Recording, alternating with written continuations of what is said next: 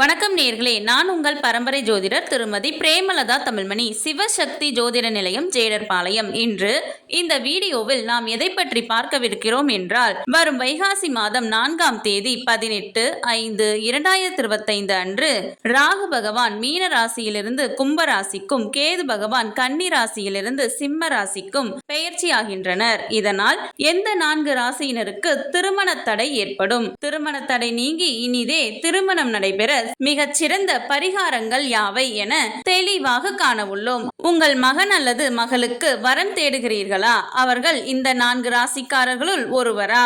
திருமண வயதில் இருக்கும் இந்த 4 ராசியினருக்கு அடுத்த 1.5 வருடங்களுக்கு திருமண பேச்சை எடுத்தாலே தடை தாமதம் ஏற்படும். என்னப்பா, எத்தனை வரந்தான் பார்ப்பது, அனைத்தும் தட்டி போகிறதே, இவ்வளவு முயற்சித்தும் திருமணம் கைகூடவில்லையே என்ற சலிப்பை ஏற்படுத்தும். சரி, அந்த 4 ராசிகள் யாவை என்றால், கீழே உள்ள பிளே பட்டனை கிளிக் செய்து முழு வீடியோவையும் பார்க்கவும்.